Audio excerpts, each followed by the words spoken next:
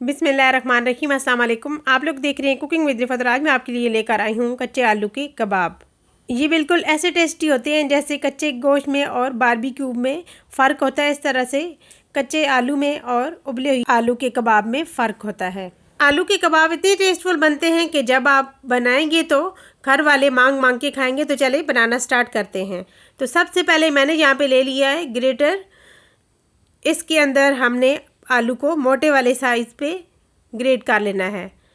यहाँ पे आप देख सकते हैं कि मैंने आलू को पील कर लिया है और अब मैंने इसको ग्रेट कर लिया है। इसी तरह के हमें बड़े बड़े पीसेस में चाहिए, बहुत बारीक आपने ग्रेट नहीं करना। तो फाइनली आलू हमने ग्रेट कर लिए हैं, यहाँ पे आप देख सकते हैं। और साथ ही हमने एक साइड पे यहाँ पे एक प्याज ले लिया और प्याज को भी हमने इसी तरीके से ग्रेट कर लेना है। बहुत बारीक नहीं ग्रेट करना आलू और प्याज को, बस थोड़ा मोटा मोटा ही हो तो वो मज़े का लगता है। इसलिए हमने प्याज भी इसी साइज़ के ग्रेट कर लिए हैं। और अब हमने आलू और प्याज के अंदर से पानी को निकाल देना है। यहाँ पे आपने हाथों के साथ अच्छे से दबा दबा के पानी निकाल लेना है, प्याज का भी और साथ ही साथ हमने आलू का भी पानी निकाल लेना है। क्योंकि आलू और प्याज के अंदर पानी बहुत ज़्यादा होता है, तो इसलिए हमने आलू और प्याज के अंदर से इसी तरीके से निकाल लेना है पानी और बाउल के अंदर डाल देना है। तो यहाँ पे आप देख सकते हैं प्याज और आलू को मैंने पानी निकाल के इस बाउल के अंदर शामिल कर दिया और साथ ही साथ अब हम इसके अंदर शामिल करेंगे।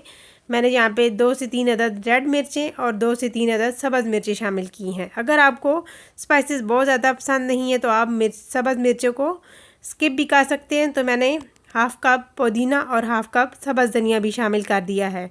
साथ ही साथ हम इसके अंदर शामिल कर देंगे 1 अदद अंडा और इसके अलावा हमने इसके अंदर 3 से 4 टेबलस्पून चावल का आटा और साथ 3 से 4 टेबलस्पून कॉर्नफ्लोर हमने शामिल कर दिया है। चावल के आटे से बहुत ही क्रिस्पी कबाब तैयार होते हैं। तो मैंने हाफ़ टी स्पून नमक, हाफ़ टी स्पून कश्मीरी लाल मिर्च, हाफ़ टी स्पून हल्दी पाउडर और साथ मैंने 2 टेबलस्पून खुश्क धनिया पाउडर शामिल कर दिया है। और इसके अलावा मैंने इसके अंदर ज़ीरा पाउडर भी शामिल किया है। और अब हम इसको हाथों के साथ अच्छे से मिक्स कर लेंगे।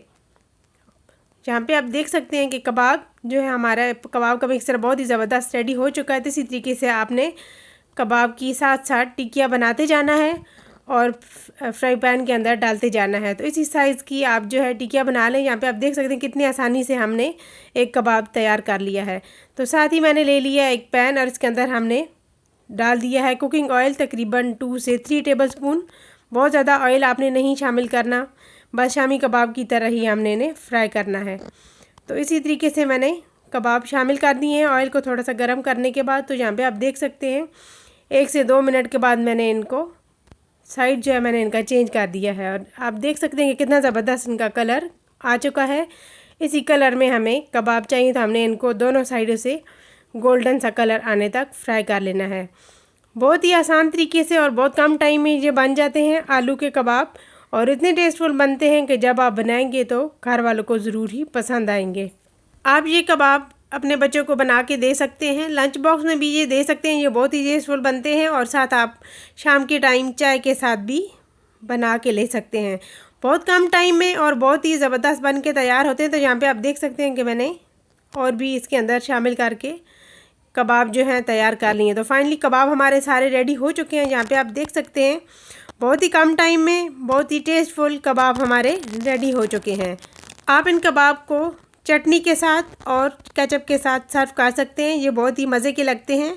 तो अगर आपको मेरी ये रेसिपी पसंद आई तो प्लीज़ लाइक और शेयर करना मत भूलिएगा। चैनल पे नया तो सब्सक्राइब भी ज़रूर कीजिएगा।